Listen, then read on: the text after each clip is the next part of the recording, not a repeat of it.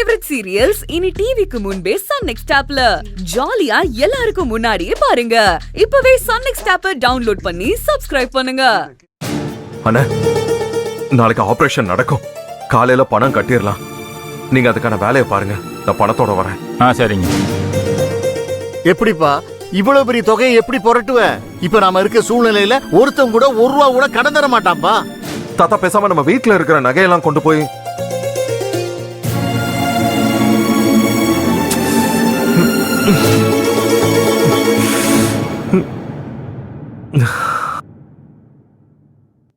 மறந்துட்டோமா?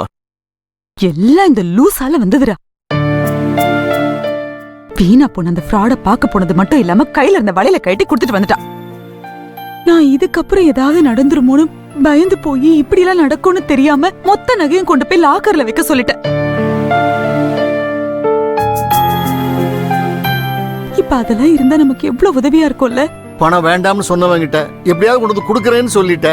எப்படிப்பா கொண்டு போய் கொடுப்ப? ஆபரேஷன் விஷயமாச்சே.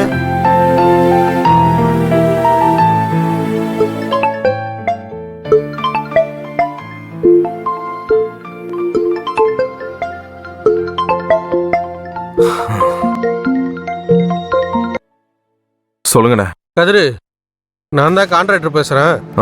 சொல்லுங்கண்ணே. என்னப்பா இத்தனை வாட்டி அடிக்கிறேன், போனே எடுக்க மாட்டேங்கிற? அது கேட்கலண்ணே. ஆனா உங்க வீட்டுல என்ன நடக்குதுன்னு ஊருக்கே கேட்டிருக்கு கதிரு. தப்பா நினைச்சுக்காத கதிரு. சின்ன தொகையா இருந்தா கூட நான் சமாளிச்சுப்பேன். இது முடியாது. கொஞ்சம் உடனே செட்டில் பண்ணிருப்பா. அண்ணே, இன்னும் 2 நாள்ல பணம் உங்க கையில சேரும். என்ன நம்புங்க. ஐயோ கடவுளே, என்ன பண்றதுன்னு தெரியலையே. கடவுளே, என் வயிறெல்லாம் எரியுது. அந்த ஒண்ணு இல்லாத வெறும் பையலுக்கு இவ்ளோ காசு செலவு பண்ணி கல்யாணம் பண்ணி வச்சோம். என் பொண்ணு வாழ்க்கை வீணா போனதான் மிச்சம். என்ன நேரமோ என்னவோ தெரியல, நம்ம குடும்பத்துக்கு இப்படி அடி மேல அடி விழுந்துகிட்டு இருக்கு. ஏப்பா, நம்ம ரைஸ் மில்ல வேலை பார்க்கறவங்களுக்கு எல்லாம் சம்பளம் போடலையப்பா. அவங்க எல்லாம் நம்மள எதிர்பார்த்தானப்பா வாழ்றாங்க. அவங்களுக்கு என்ன பதில் சொல்றது? அதான் யோசிக்கிறேன். ஏப்பா, அந்த கோவில் நகையை மட்டும் மாதிரி எடுத்து கொடுத்துட முடியுமா? அது எப்படிமா எடுக்க முடியும்? அதான் நம்ம பேங்க் அக்கவுண்டையே மொத்தமா முடக்கி வச்சிருக்காங்களே. ஒத்த ரூபா கூட அதுல இருந்து எடுக்க முடியாது.